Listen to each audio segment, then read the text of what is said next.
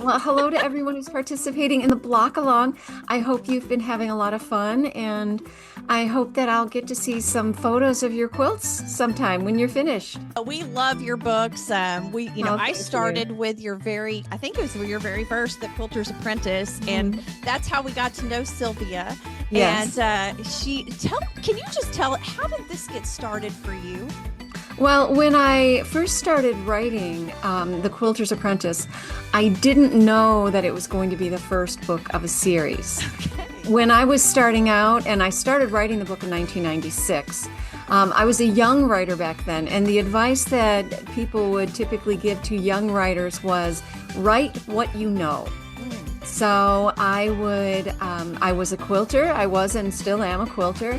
And I loved everything about the art of quilting, the traditions, the history, the beautiful, evocative quilt block names, and the folklore. But most of all, I loved the quilting community, Yeah. the warm friendships that grow between quilters, the sharing, the helpfulness, and all of that. And I really wanted to capture that in a book.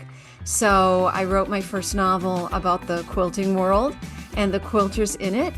And I thought that I would just move on to other topics after that, but I was very fortunate that the book was well received, especially by other quilters and by people who maybe weren't quilters themselves, but really appreciated the art.